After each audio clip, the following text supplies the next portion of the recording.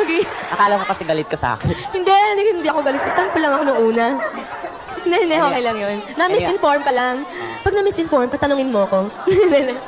Anyway, Ogie. Anyway, Ate Sharon, pinatatanong mga fans kung naliligaw din si Robin sa'yo. Ano na raw ang lagay ni Robin sa puso mo?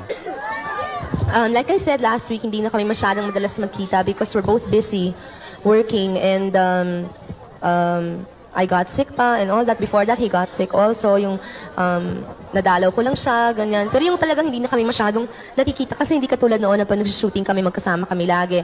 Then afterwards, hindi pa kami busy, so nakikita pa kami even after the movie was finished. Pero ngayon, once in a while na lang, ganun. So, okay lang kasi I don't want to, jump into anything now. Not yet. Anyway, and Robin and I naman remain close. Ate siya, may lumabas, siguro aware ka sa balitang yung ikakasal daw kayo sa Australia. Ano bang totoo doon? Hindi ko yata alam yung balitang yun. Talaga meron? Lumabas.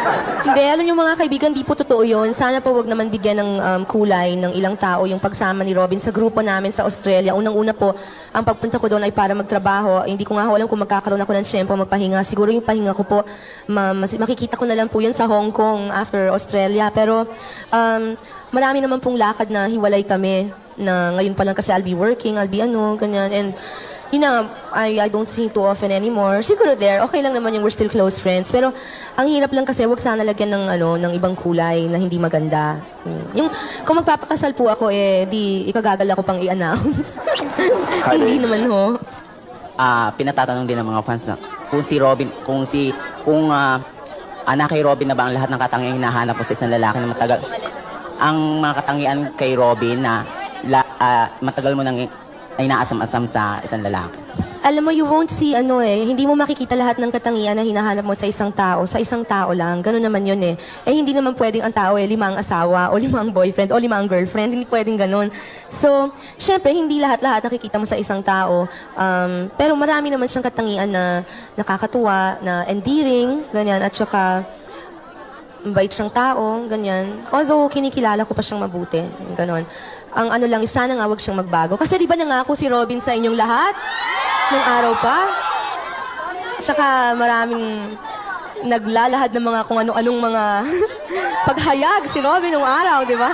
Tingnan na lang nating lahat kung kaya niyang panindigan yon. Kung hindi, ibig sabihin na lahat tayo inaloko. Kaya hintayin na lang natin. Sa palagay mo ba, Ate siya, faithful lover si Robin? Faithful lover si Robin. Kung faithful lover si Robin. Teka muna, hindi ko pa lover. Malay mo kung faithful. Hindi ko, yun ang gusto kong makita. If ganon. Hindi ka ba, ngayong... Sagutin ko na daw. Teka muna, baka ipahamak niyo ako. Hindi pa man daw kayo magkasindahan, parang nag-aaway na raw kayo? Totoo ba yun? Kailan kami naman nag-aaway? Narinig ko sa telepono daw. 4 hours daw kayo nag-aaway. Totoo ba yun? 4 hours at... Ogie, every 30 minutes ng buhay ko nakaschedule. Hindi ako marunong magtelebabad na ganun katagal. Nung teenager ako, oo. Pero ngayong mga araw na to, kalokohan sa akin yung nagbababad ng ganun katagal sa telepono. Kahit si Richard, tanungin mo kung nagbabad kami ng ganun katagal. Never. No, that's not true. That's not true. Siyempre, minsan yung mga tampuhan kunyari, ganyan. Pero wala, nothing, wala kaming away. Nabanggit mo si Richard. O kumusta na nga pala si Akay ni Richard? Richard and I are still friends. And in fact now, okay lang. We're okay naman. Siyempre, hindi na kami nakikita. Huwag naman ganyan. Iba yung pinapag-usapan Magtampo naman sa inyo yung ibang tao. No, but, Hi, babes. How's Casey? Sino yun? No, we're okay. We're friends naman now. I will always wish Richard well, Ogie, kasi may pinagsamahan kami.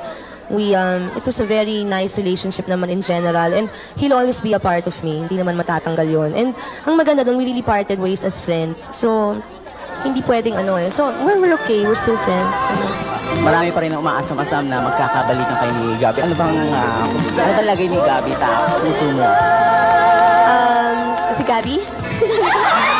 Halilito. No, Gabi, eto. I think it's okay to say it kasi Gabby and I now, we're very, very close. We're good friends. I miss Hindi you. talaga nakakapag-usap kami ng tungkol sa kanya-kanya naming buhay. Yung mga kaibigan talagang friends lang. Walang yung as of now, wala akong masasabing yung magbabalikan kami. Kaya hindi.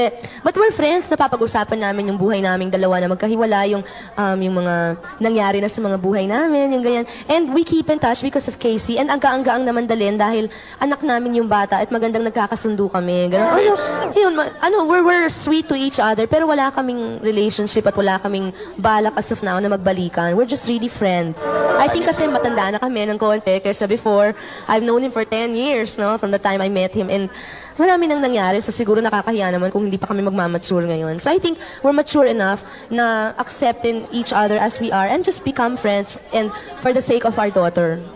Babes, I Ano miss bang you. kakaibang napapansin mo kay Casey pag nakikita niya magkasama kayo, lalo na nung graduation niya? Si Casey, pag nakikita niya magkasama kami ni Gabby, she's very happy pero nahihiya. Nakakaya nga, yung anak namin naalangan sa amin. Ganon. Kasi nasanay siya nung hindi kami lagi magkasama ng papa niya. Pero happy siya, ganon. Gusto niya lagi magkasama kaming tatlo, ganon. Eh, hindi naman pwedeng lagi-lagi rin. So, nakakatuwa. Hindi ba inilalakad sa ni Casey ang papa niya?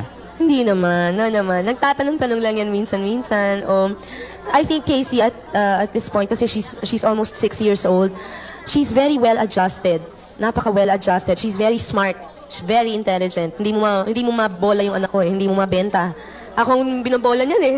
Naiisahan ako niyan eh. And she nalilito tuloy ako. Shhh! Ganyan, shhh! Tingnan mo na, Alex! Nanto ka na naman? Tingnan mo na.